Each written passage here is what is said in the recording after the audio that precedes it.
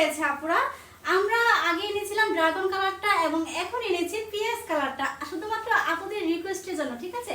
এই কালারটা মাশাআল্লাহ এত বেশি সুন্দর, আমি পরেছি দেখো কি সুন্দর লাগছে তাই না।